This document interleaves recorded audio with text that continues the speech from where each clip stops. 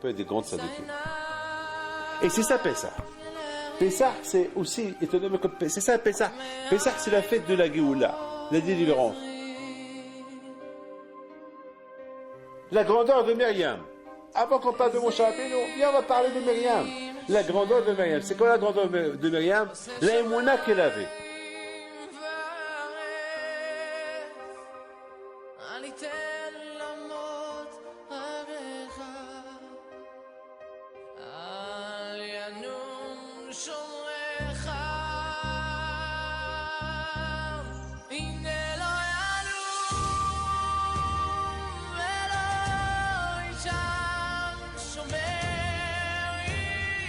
Avec la permission du Rosh Kolel, il y a une Mishnah dans Sota, une Mishnah extraordinaire. Bida Shadam Oded Ba Modedim Lo. Ça, c'est la femme Sota. La femme qu'on ne sait pas si elle a trompé son mari ou pas. Alors, la Mishnah, je ne vais pas rentrer dans les détails de la Mishnah, mais uniquement la façon que l'homme il se comporte avec Hachem, on se comporte avec lui. C'est tout. Un homme il fait la tzedaka, quand je il fait avec lui la tzedaka. Je ne vais pas rentrer dans la halakha de Sota. Un homme, il sauve son ami d'une boucha, d'une honte. Quand je aussi va le sauver d'une honte. Beaucoup de fois, j'ai vu des expériences extraordinaires. Des gens qui ont fait du bien autour d'eux, et Akadosh Baruch Hu, il leur a fait du bien. Ça veut dire Mida Keleged Mida. Comme celui qui vole à quelqu'un, alors Menachamem, on va lui voler. De la même façon, quelqu'un qui fait du Hesed à quelqu'un, Menachamem, on va faire du Hesed. Alors, hier, j'ai vu qui rapporte celui qui, je crois c'est un de votre famille, qui a écrit les Sihot de Rabbeinu Gershon à Alav Shalom. Il rapporte, Rabbeinu Gershon à Alav Shalom pose une belle question. Il dit, sur le pasuk, sur Myriam, lorsque son frère Moshe Rabbeinu a été jeté dans la mer. Lorsque sa mère Yochebed, elle a mis dans le petit berceau, elle a mis dans le Nil, c'est écrit, et que sa sœur Myriam va tisser fahoto, merachok, les hot maya'aselo. Et sa sœur Myriam, elle est restée de loin, elle a attendu de loin pour voir qu'est-ce qui va devenir son frère. Myriam, c'était une petite fille, hein, Myriam, c'était pas une femme, c'était jeune. Et le Midrash dit, parce que Myriam, elle a attendu, elle est restée debout, le temps que Batia, elle vient et récupère l'enfant, quand je lui dis, toi, tu as attendu, la Gemara elle parle de ça plus tard, elle dit, toi, tu as attendu, alors, un jour, je vais te rendre la monnaie. Et il s'est passé qu'un jour, lorsque Myriam elle avait la lèpre, et a priori, une fois qu'elle avait la lèpre, alors les Juifs étaient dans le désert. Alors les Juifs à Israël, ils ont attendu 7 jours jusqu'à qu'elle a guéri. A priori, Israël devait partir. Mais Hachem a dit non, attendez jusqu'à qu'elle guérit. Elle a attendu son frère pour voir qu'est-ce qu'il va devenir. Alors, vous tous, vous allez attendre 7 jours. Regardez, avant que je rentre dans les détails, c'est une petite constatation à moi, personnelle. J'ai commencé à réfléchir hier soir. Et je dis, combien elle a attendu Myriam? Combien elle a attendu? 1 heure? 2 heures? 3 heures? Et là. C'est pas possible. Vous savez que l'eau du Nil, ça marche. Ça veut dire que ils ont posé le berceau, et pendant ce moment, elle a vu le Batia. Elle a vu le berceau. Donc c'était combien? Une demi-heure, un quart d'heure, 20 minutes, combien? Parce qu'elle a attendu un quart d'heure, 20 minutes, une heure. Hakadosh Baruch Hu, il a récompensé 1000 fois plus. À Israël, ils ont attendu 7 jours. Ça veut dire que nous, lorsque nous on fait un hesed, d'après ce que je vous dis, je comprends la Mishnah. La Mishnah, il dit, la Torah, elle n'a pas donné de limite à une récompense. Une mitzvah qu'un homme, il fait, il n'y a pas de limite à la récompense. La Torah, elle n'a pas dit, quelle mitzvah que tu fais, Dieu va te donner la récompense. Parce que, on voit les toutes petites mitzvot que la Torah a données, elle a donné des récompenses énormes. La mitzvah de, comment ça s'appelle, de Shiloh Haken. Parce que tu trouves des pigeons et tu renvoies la mer et tu prends les enfants. Ça rien du tout, ça coûte rien du tout. Alors, pour ça, la Torah dit tu as une longue vie. Une longue vie. Elle te donne la récompense à côté tout de suite. Alors, imaginez-vous toutes ces mitzvot qu'on fait. C'est la raison pourquoi on ne sait pas. Regardez la bataille. Myriam, elle a attendu quelques heures. Akash lui a dit tu as attendu quelques heures. Peut-être quelques minutes. Alors je vais faire qu'à Israël, tu auras la lèpre, ils vont t'attendre 7 jours. Vous imaginez quoi 7 jours pour Am Israël de rester dans le désert? Parce que vous savez, le désert, c'est le désert, c'est souffrant le désert. Mais étant donné qu'Am Israël, ils avaient besoin de Be'er Myriam, ils vont partir où? Vous allez partir. Vous partez dans le désert 7 jours, et l'eau, Maïm. L'eau, il suivait Myriam. Et si Myriam, elle a la lèpre, et Myriam, elle ne bouge pas de sa place, alors le bébé, Myriam ne va pas bouger de sa place. Et s'il ne bouge pas de sa place, Am Israël, ils ont un problème. Ils vont mourir de soif. Donc, Am Israël, ils ont attendu 7 jours. De toute façon, ils étaient reconnaissants déjà à Myriam. Merci Myriam, merci que grâce à toi, on boit de l'eau. Ça, Rabotai, c'est pas ça c'est pas. Rabbeinu Gershon Livman Alav Shalom, que je lui dois beaucoup de ma vie, il pose une belle question.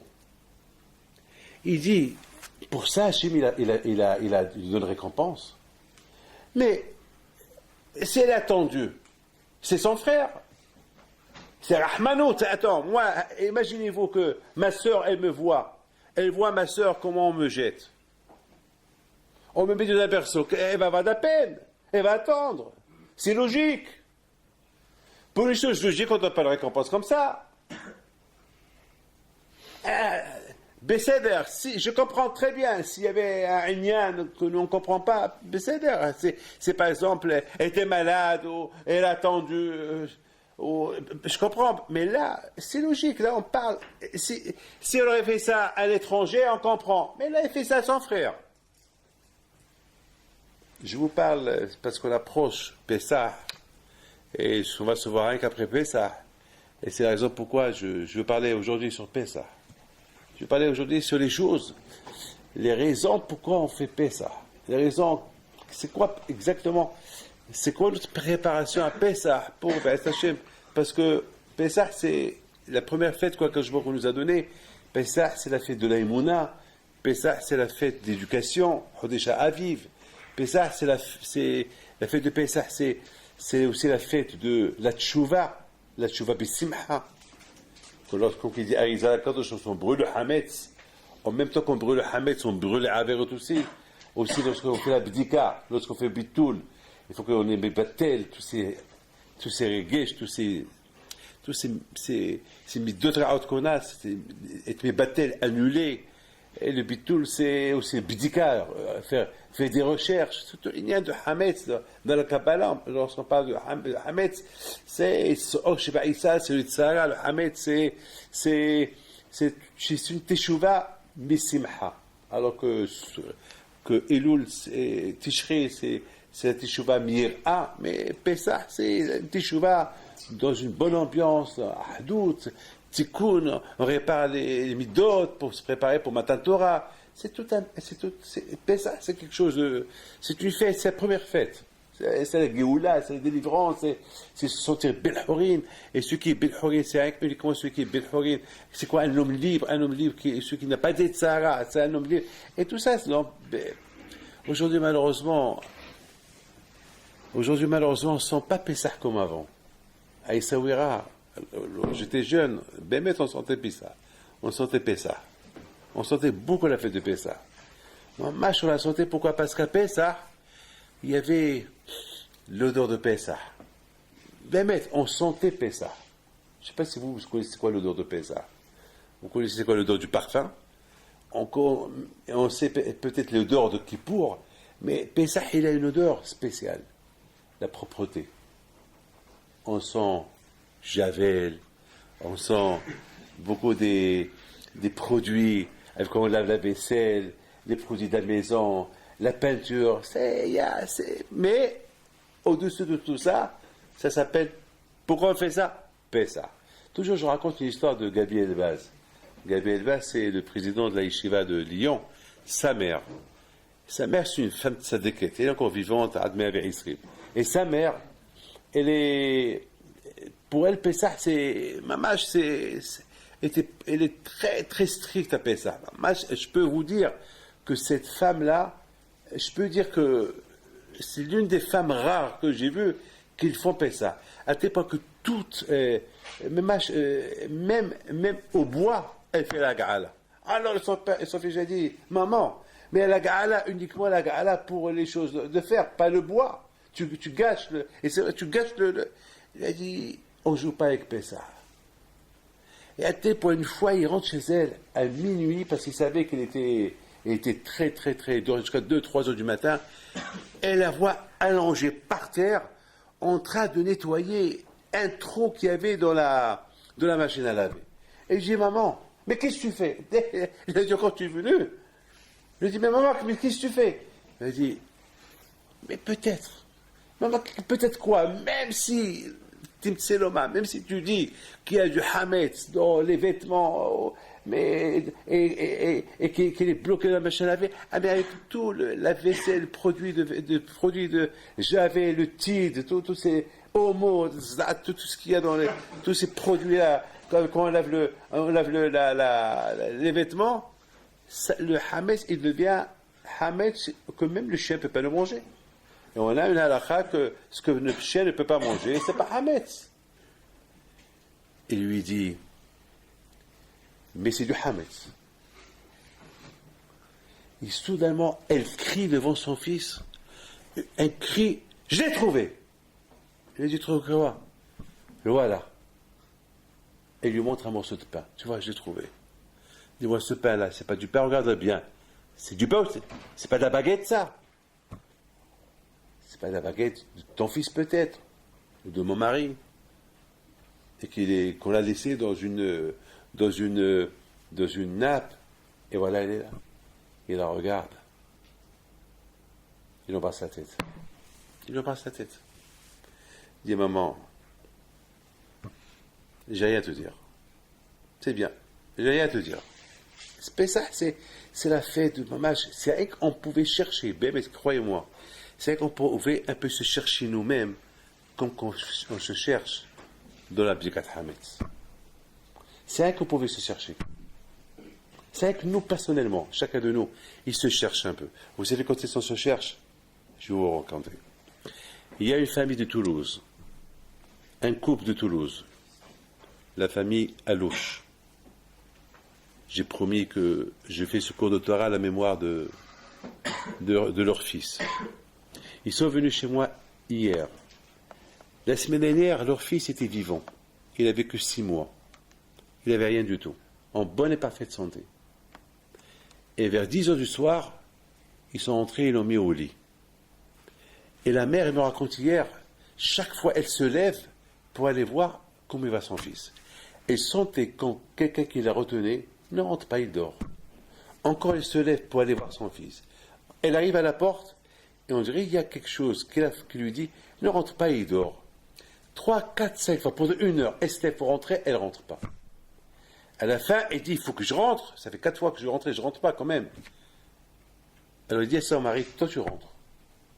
Son mari rentre, il pousse un cri, le bébé était mort. 6 mois. Rien. Rien du tout. Rien. Il n'a rien du tout. Les médecins ne comprennent rien du tout. Aucun. Alors, hier, elle est venue chez moi, elle et son mari. Ils ont pris un avion pour venir de Toulouse. On veut savoir pourquoi. Qu'est-ce qu'on doit réparer? Qu'est-ce qu'on peut faire? Hein? Arrêtez mon temps. Vous les avez vus hier.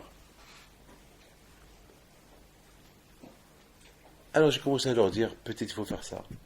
Peut-être il faut faire ça. Peut-être il faut faire ça. Et peut-être il faut faire ça. Ça veut dire que malheureusement, lorsqu'on a des problèmes, c'est là qu'on fait une bdika. C'est là qu'on réfléchit. Pourquoi Hachem a fait ça?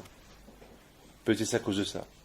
Peut-être c'est à cause de ça. Alors, mais je fais ça. Mais peut-être je ne le fais pas bien.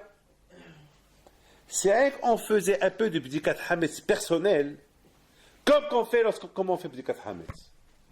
On peut être des grandes sadikim. Et c'est ça Pessah. Pessah, c'est aussi, étonnamment que c'est ça Pessah. Pessah, c'est la fête de la Géoula, la délivrance. La délivrance du Yitzhara, du Satan. Pessah, c'est aussi la Géoula de quoi? Être ben hurim, être un homme libre. Être libre du Yitzhara. C'est plus Yitzhara qui va me dire quoi faire, quoi ne pas faire. C'est moi qui vais faire ce que je veux faire. C'est pas le Yitzhara qui va me dire quoi faire. C'est pas lui qui va me dire réveille-toi, ne pas te réveiller, fais cette mitzvah, ne fais pas étudier, ne pas étudier. Non. Non.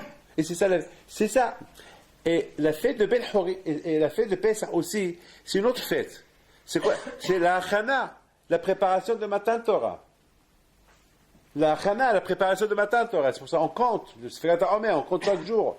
Chaque jour, c'est une préparation. Chaque jour, on compte jusqu'à Shavuot, jusqu'à Matan Torah. Donc, quelque part, la fête de Pessah, c'est une fête je pense, à mon avis, je pense que la fête de Pessah, elle englobe tout. Elle englobe et le bitachon, Akadosh Baruch Hu, avoir espoir en lui, l'aïmouna, Akadosh Baruch Hu, la foi, l'itchazek, se renforcer, d'être attaché à Akadosh Baruch Hu. Pessah, ça veut tout dire.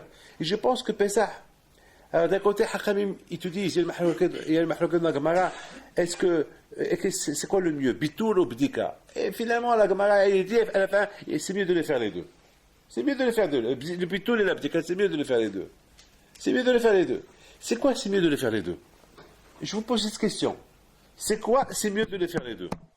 Bon, il y a Mahmoud Rachid Tosfot, Rachid dit c'est de Raïta, et l'abdika, tous ceux qui disent non, l'abdika c'est des Rabbanan, l'abdika c'est, il faut faire bitoul, c'est bitoul de Raïta, mais je mets à la fin, à Kopanim, je ne veux pas rentrer dans comment on explique Rachid, à Kopanim, moi ce que je veux savoir, qu'est-ce que vous voulez Hakam? Je fais l'abdika et pas le bitoul, ou je fais le bitoul et pas l'abdika. Non, et c'est mieux. Tu habites à la maison où il y a Hametz, Shimim Tsaglous Kayafa, peut-être tu vas trouver une baguette. Alors c'est mieux de faire l'abdika. Tu fais le bitoul, fais-le, mais peut-être tu vas trouver, c'est mieux de. Vous savez, à Boutaï, le bitoul, si on parle que Pessah, c'est aussi un lien de Yitzhara. Hametz, c'est un lien de Yitzhara. Hametz, ça veut dire que même si je mets batel, même si j'annule, tous les mythes de Tarot que j'ai, je les annule. Il faut se travailler là-dessus. C'est pareil. Ça y est, je ne vais plus le faire. Non, il faut faire Teshuvah. Il faut faire l'abdika. Le bitoul annulé, c'est pas. Même que annuler le hametz, ça vaut. Ça, tu n'es pas. C'est bien, mais c'est pas assez. Il faut faire l'abdika. Si tu sais qu'il y a le hametz à la maison, il faut l'enlever de la maison. Le bitoul, c'est pas. Peut-être tu vas te tromper, tu vas oublier, c'est pas ça. Demain, ma rabotaille. Même que j'annule. Ça y est, j'annule tous les mythes de Tarot, toutes les mauvaises choses que j'ai en moi, je les annule. Non. Il faut travailler pour les annuler. Il faut se travailler pour les enlever. Il faut leur faire bdika. Ma bdika, il est brûlé. Il faut que ça sorte. J'ai vu dans la Binu Roham, dans beaucoup de Sefrim pour Ali Moussa qui disent qu'on a beau chercher à annuler les Tzara, mais les Tzara, il a ses cachettes. Il a ses cachettes que personne ne sait où il est. Donc, quelque part dans le cœur. Il a ses cachettes. Et beaucoup des fois, l'homme, avec tout ce qu'il peut être, ça peut être, ça peut se réveiller en lui, un peu de Sarah, un peu de Machio. Je voudrais, mes amis, vous dire quelque chose. Cette famille, je sais qu'ils vont voir ce que je suis en train de vous dire. Hier, ils m'ont montré quelque chose, ça m'a effrayé. Ils m'ont montré leur téléphone. ils ont filmé, la semaine dernière, le petit, qui est mort à l'âge de 6 mois, et la petite, qu'ils étaient ensemble en train de prendre dans la petite baignoire. Écoutez bien, ça m'a donné. Et c'est elle-même, elle dit, ah bien David, regardez bien ça, et vous allez me dire qu'est-ce que vous pensez. Et je vois qui rigole tel de bébé. Déjà, j'ai eu de la peine de voir un bébé qui n'est plus là, qui rigole, qui joue avec sa sœur. Déjà, ça m'a fait beaucoup de la peine. S'il était là, il est là, mais sachant qu'il n'est pas là, sachant qu'elle est encore la pauvre dans les 7 jours de son fils, la pauvre.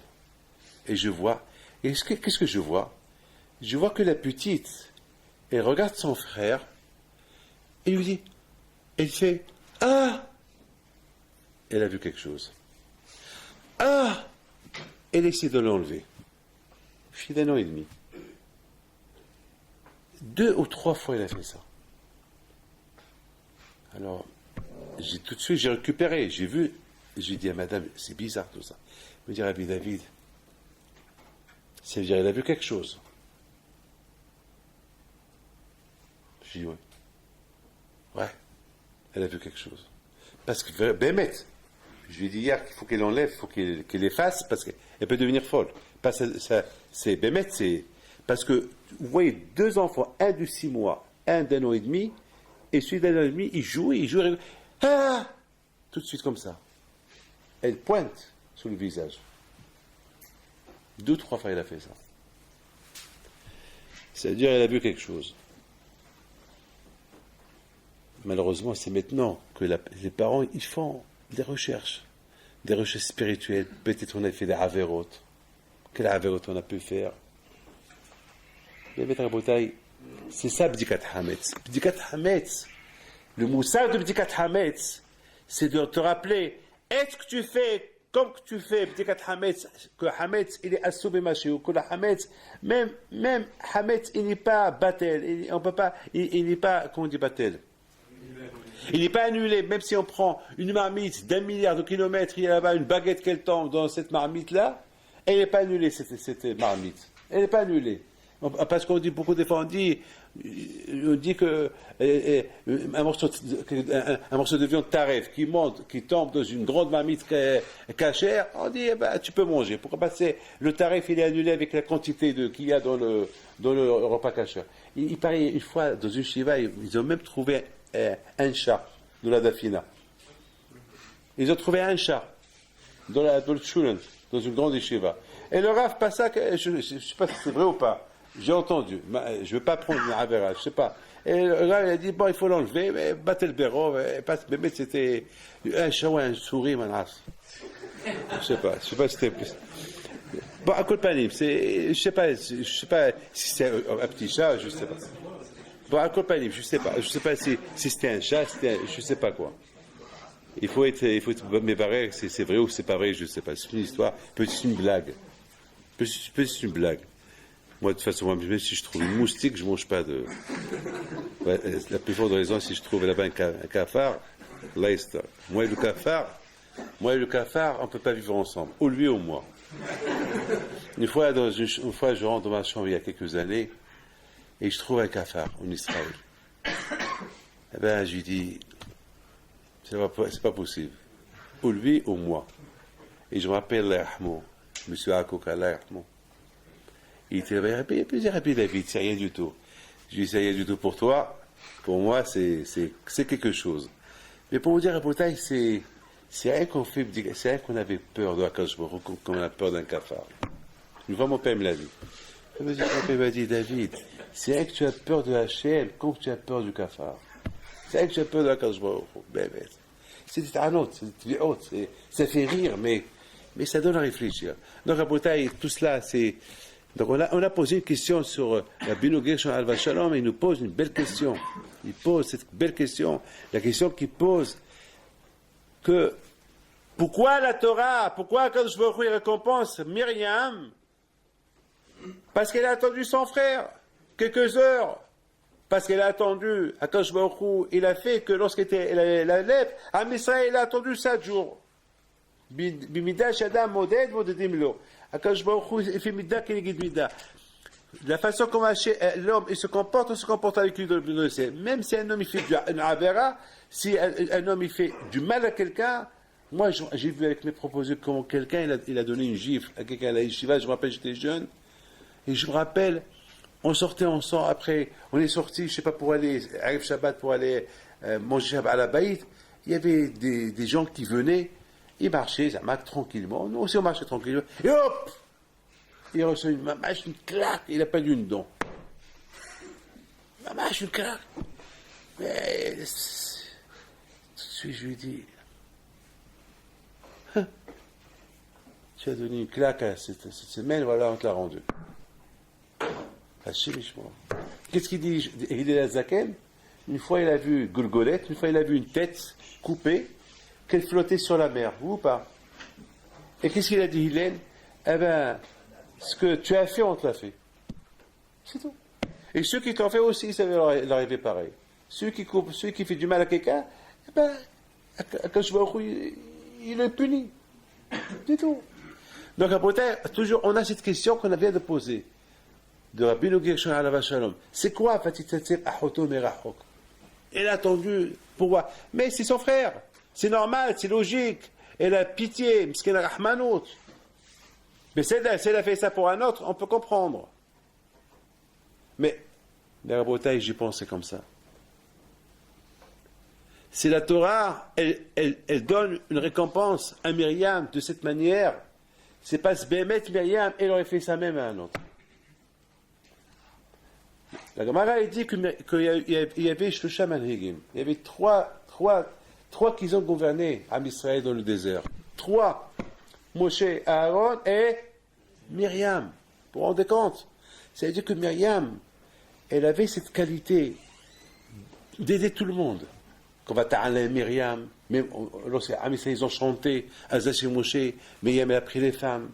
Elle a. Vous aussi, il faut chanter à Kadosh Baruch Hu. Shirul Hashem ki ga'uga, Susero Ramabayim.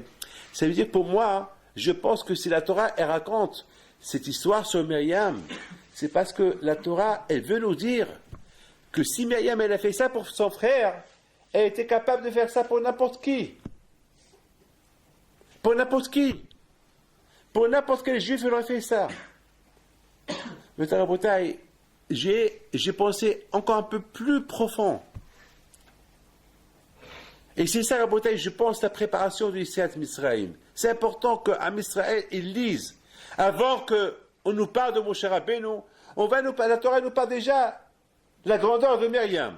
Avant qu'on parle de Moshe Rabbeinu, viens, on va parler de Myriam. La grandeur de Myriam. C'est quoi la grandeur de Myriam? La émouna qu'elle avait. Quelle émouna elle avait? L'émouna qu'elle avait, vous savez très bien que lorsque Moshe est né, il y avait une lumière dans la maison. Moshe, il est né à l'âge de 6 mois. Pas normalement. Il est né Mahoul. Il était circoncis. Et Myriam, on l'appelle Myriam Anivea. On l'appelle qu'elle était prophète. Elle a vu de loin. Elle a vu de loin que Moshe, il allait être le Goël. Et bien sûr, au moment que la maman Yochebet, elle a pris Moshe, elle l'a mis dans une teva, elle l'a mis dans le fleuve, dès que, comme le Midrash lui dit, Amram, le Gaon, le Gadolator, il dit, non, oui, ta névoie, elle est où? Oui, ta névoie, elle est où? Tu as dit que celui-là, il va être le prophète, il va être le libérateur, et voilà, on va le jeter. C'est les crocodiles qui vont le manger. Voilà, on va le jeter. Vatitsev ahoto mera'a vatitsev vatitsav ahoto merahok. C'est quoi merahok? Merahok, ça veut dire même que c'est rahok de croire, c'est loin de croire que mon frère ne va pas mourir. Elle est restée debout. Parce qu'elle a vu Emouna que son frère ne va pas mourir. Je vous dis quelque chose. Vous ne vous êtes pas posé la question, qui a mis le bébé dans la teva?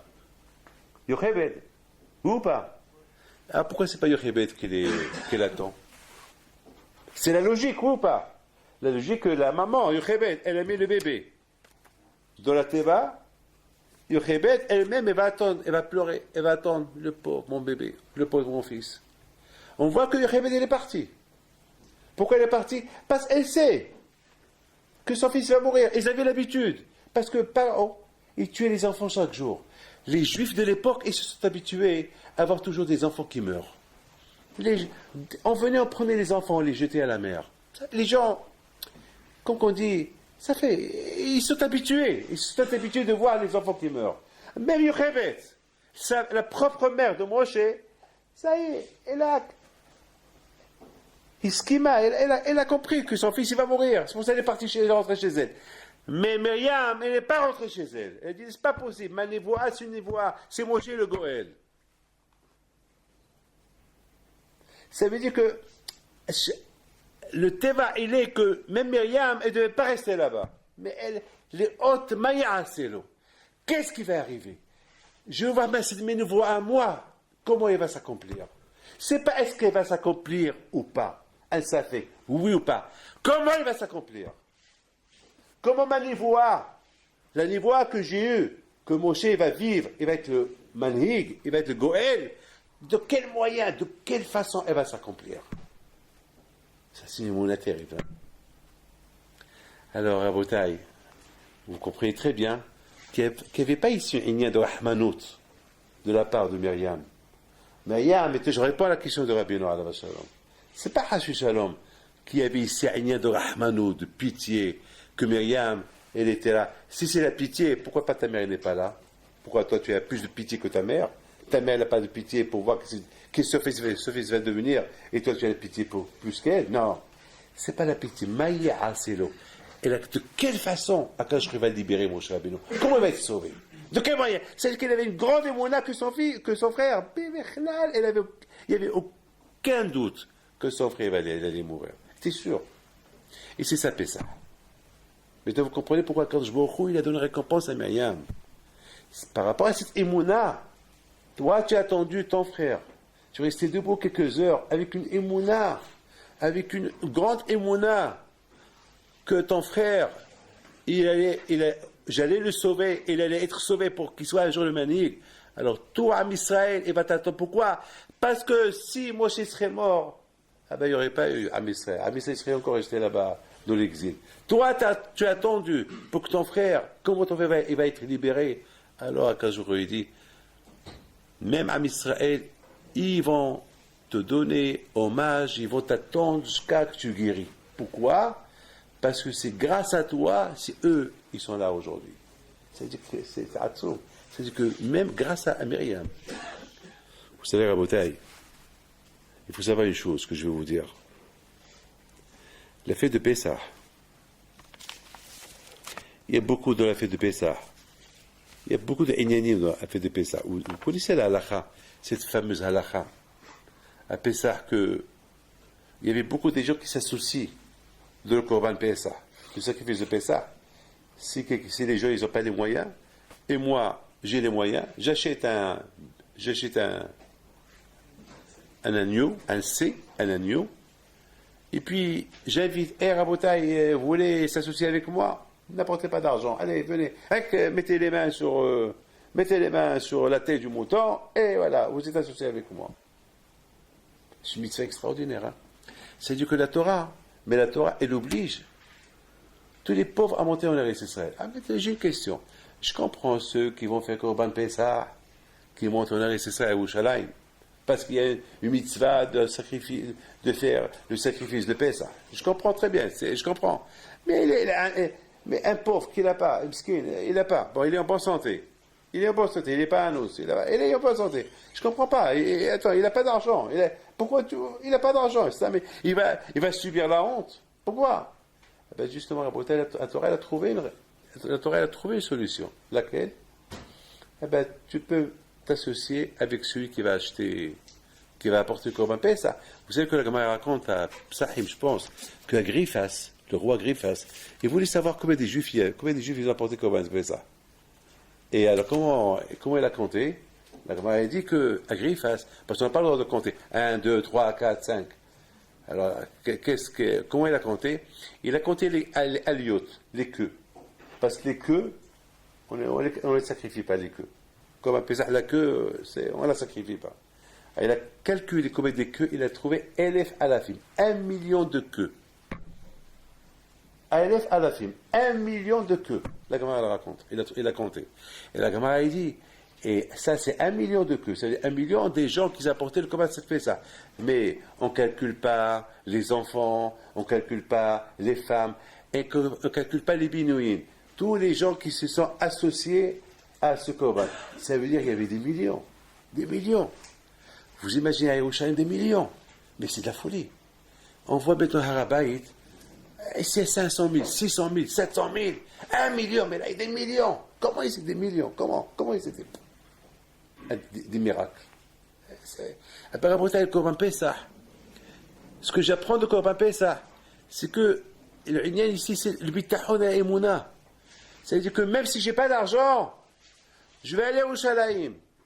On va m'appeler, on va me dire, tu n'as pas d'argent? Allez, tu vas t'associer avec moi. Allez, mets ta tête sur le bélier, et ça, tu auras une part. Imaginez-vous, Rabotai, il y a 100 personnes, je vous en prie, écoutez ça. Il y a 100 personnes, il y a 100 familles qui sont sur ce... Voilà, regardez-le, voilà un petit mouton comme ça. Un petit mouton. Vous avez un mouton, il y a des petits moutons, il y a des grands moutons. Et moi, j'ai un petit mouton de 5 kilos. Moi, je l'ai vu, des moutons de 5, 6 kilos, 10 kilos, là, 10 kilos. Il y a 100 personnes, allez, il y a 100 familles. Le Balabait va dire qu'est-ce qui va me rester. Combien je vais donner à chacun? Parce que chacun, il va recevoir un petit morceau. Il y a 100%, il y avait la bracha. 100%, il y avait la bracha. Il y avait la bracha.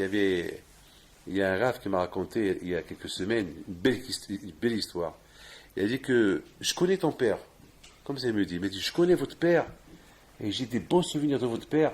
Une fois, votre père était Sandak à Beersheva. J'ai dit, ah bon? Alors, il me dit, il était Sandak à Beersheva, et parce que ton père, il a béni le Baal Bayt qu'il a. Il lui a dit, si tu as un enfant, je viendrai à Brit Mila. Et il est venu, ton papa. Et ton père, il ne sort pas. Mais il lui a envoyé une voiture, et il était Sandak. Mais dans la Saouda, il y avait beaucoup de monde. Parce que c'est une famille, il y a beaucoup de familles nombreuses. Et il n'y avait pas assez à manger. Il n'y avait pas couché, il y avait un petit pain. Il y avait un côté qu'il a dit. Alors pourquoi il nous invite celui-là? Il nous invite pour nous tuer de faim. Mais même le pain, il n'y a pas de pain. Alors regarde, alors mon père lui dit, ici on se trouve dans une Seudat mitzvah. Comme ça le Rav il me raconte. Mon père lui dit, ici c'est une Seudat mitzvah. Et Seudat mitzvah, on n'est pas venu pour remplir le ventre. On est venu pour goûter. Et si Bémet tu as faim, et si nous tous on a faim, si on est venu pour faire la mitzvah, il y aura la bracha. Comme ça, le Rav m'a raconté. J'ai alors, il a dit que tout le monde, il a mangé. Il a dit, j'étais présent, il me dit. Tout le monde a mangé. Mamash achlou, ve achlou, il mangeait jusqu'à la fin, il restait la bracha. Et mon père après il se retourne vers le monsieur qui était à côté de lui. Il dit alors, tu as bien mangé? J'ai vu que tu as mangé presque 3 pains. Je t'ai surveillé. Et tu as mangé, là, 2, 3 cuisses de poulet. Hein? Alors, et regarde, les tables, ils sont encore pleins. Regarde la bracha. La bracha. Donc à Botaï, même à Pessah, 100% Pessah, il y avait la bracha. Il y avait une bracha. C'est-à-dire que la Torah est venue, parce qu'à Pessah, je m'excuse, je termine avec ça. À Pessah, on brûle le Hametz. On a de la peine, hein. On jette le whisky, on brûle le Hametz, on jette la farine, et on jette tout. Quelque part, on a de la peine. Ne t'inquiète pas. Quand tu fais une mitzvah, il y aura la bracha. Quand je va t'apporter la bracha. Quand je va t'apporter une panasse. Quand je va t'apporter une panasse, n'aie pas peur. Betahbe, il faut avoir le bitachon à Kadosh Baruch Hu. Donc, quelque part, à Botaï, Pessah, c'est une fête de beaucoup, et aussi à Pessah, lorsque les Juifs, ils s'associent dans cet agneau-là, le fait de voir 100 personnes, 100 familles associées, donc le Baal Bayt qui était riche, il disait, c'est-à-dire que moi je suis riche, moi je peux me permettre d'acheter un agneau, Et ceux-là, ceux-là, ils n'ont pas. Même de quoi acheter un agneau, ils n'ont pas. Donc il va réfléchir. Comment moi je vais manger, eux ils ne vont pas manger. Donc il va ouvrir ses poches, il va leur donner. Donc quelque part, quand je vois au khou, qui se fait sur place. Comment on sait ceux qui n'ont pas l'argent? Eh bien, ceux qui viennent s'associer dans un corban Pessah. Il y a beaucoup de gens qui on ne sait pas s'ils sont riches ou ils ne sont pas riches, ou ils sont pauvres ou ils ne sont pas pauvres. Le fait déjà de les voir, voilà, il vient pour accomplir la mitzvah, alors ben, le monde, ils vont avoir pitié d'eux, les gens vont, ils vont... Donc, à bouteille Pessah, c'est la fête que chacun de nous, il doit s'en... Mais n'oubliez pas le plus important de tout ce que je vous ai dit. Pessah, c'est la préparation de Matan Torah. Pessah, c'est la préparation de Matan Torah. Hier, Rav Begman, le petit-fils de Rav Shach, Alav Shalom, il m'a raconté une super histoire hier sur son grand-père. Il m'a raconté une histoire super. Il m'a dit une fois, il y a un Rav, écoutez cette histoire-là, Mash. Il m'a dit une fois, il y avait Mashou chez la Rav chez Sipatemli. זה שעל הבנים שלו שהיו מתים לו. רב אברהם צבי טויב. הוא הגיש של רב דון סגל. C'est lui qui m'a raconté. Il m'a dit une fois, il va chez le Rav, chez Rav Shach Alav Shpas, toujours il perdait les enfants. Et il va chez lui, il lui dit, Rav, avec tout ce que je fais des mitzvot, j'étudie la Torah, et je fais, pourquoi j'ai marre, je ne peux plus accepter perdre des enfants comme ça, je ne peux plus accepter, c'est dur pour moi. Et Rav Shach Alav Shpas lui dit, alors qu'est-ce que tu veux? Il dit, je ne sais pas, je peux pas, c'est dur d'accepter, je ne suis pas d'accord. Alors Rav Shach il lui dit, écoute-moi, il y a beaucoup de gens qui viennent chez moi avec leurs problèmes. Et lorsque les gens viennent avec leurs problèmes, comment je les console? Je les console lorsque je leur dis, même mon élève, Rav tel et tel, il a perdu 10 enfants. Alors toi, tu as perdu un, pour ça tu fais... Alors Rav Shach, il lui dit, et si toi tu parles comme ça, de qui je vais prendre exemple? Si je dois consoler quelqu'un, comment je vais le consoler? Avec qui? Je vais le consoler par toi, mais toi tu n'es pas d'accord maintenant. C'est de la folie.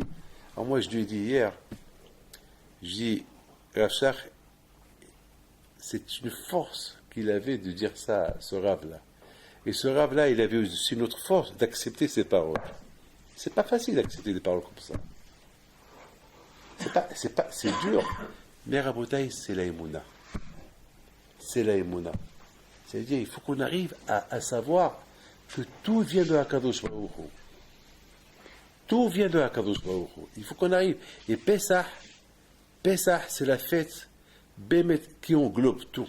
Mamash Pesach, la fête. Regardez Rabotaï, la différence qu'il y avait entre Moshe Rabbeinu, Myriam et Paro.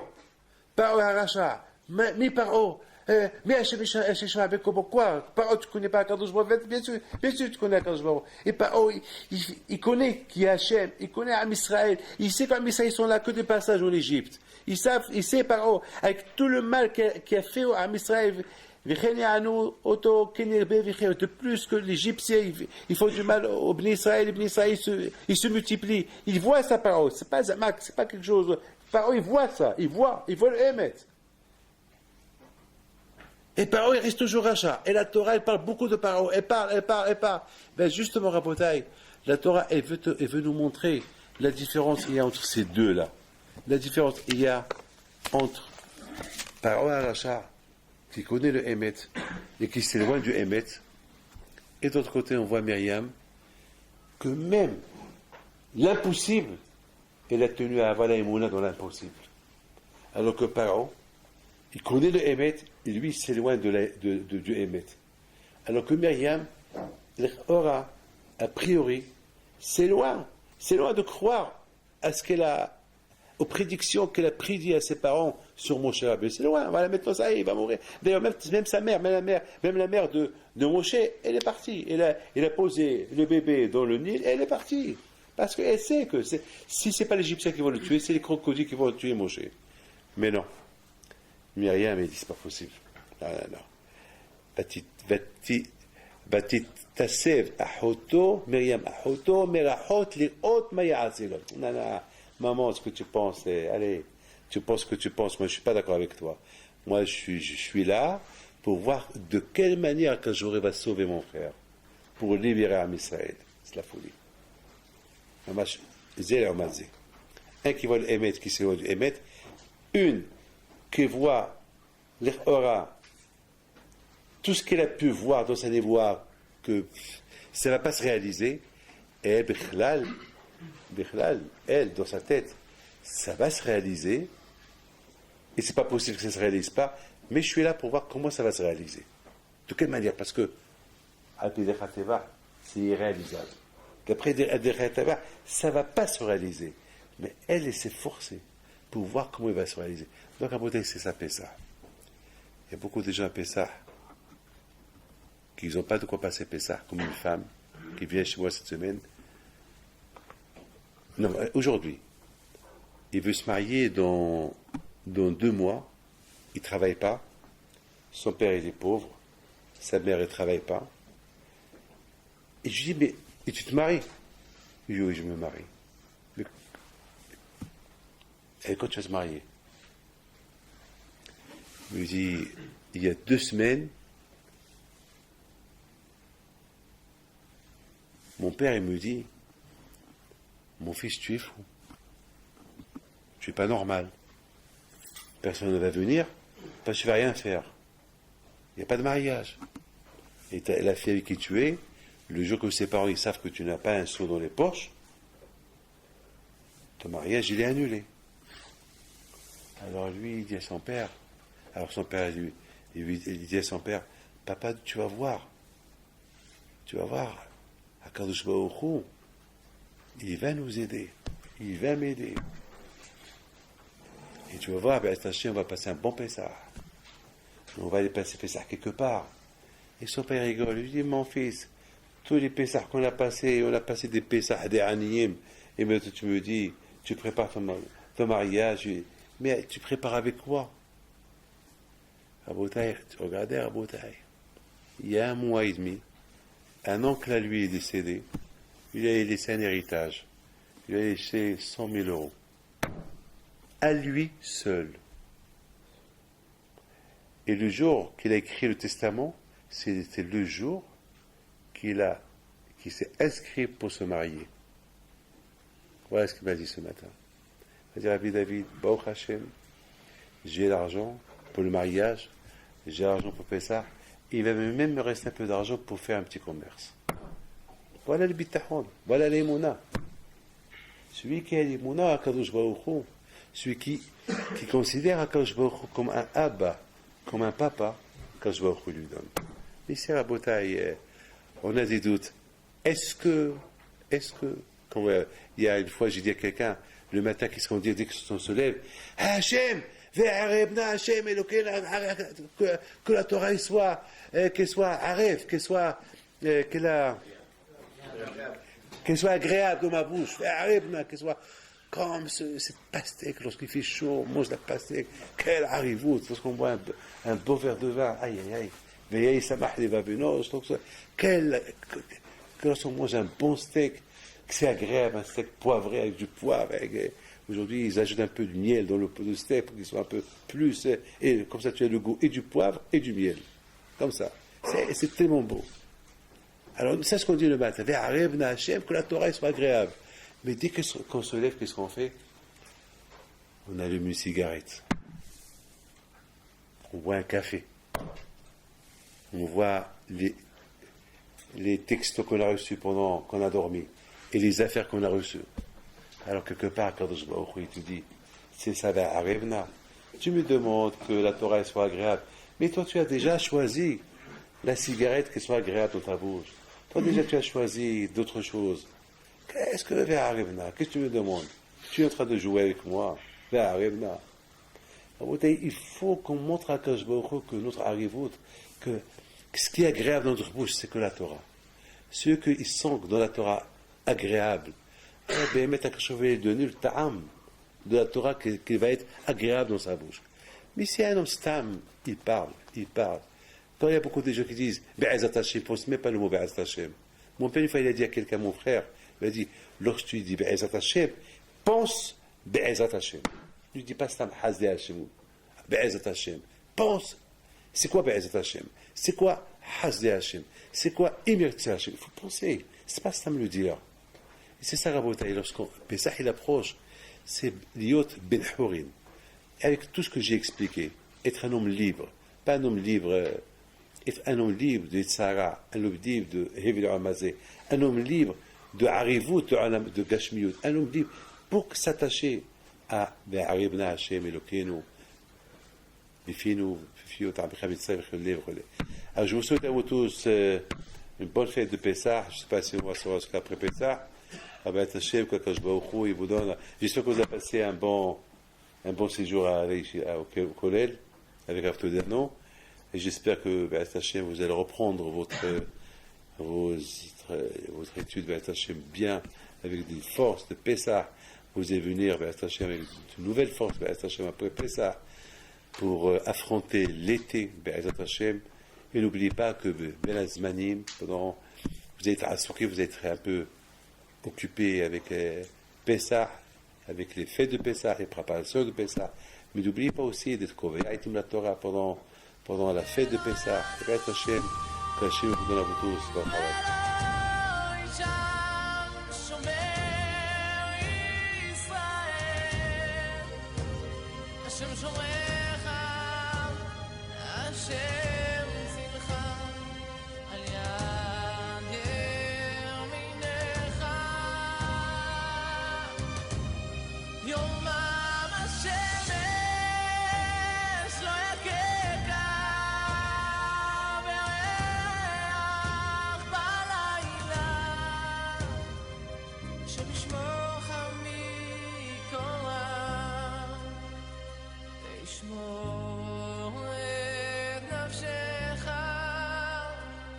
השם ישמור צאתך ובואך מהדרך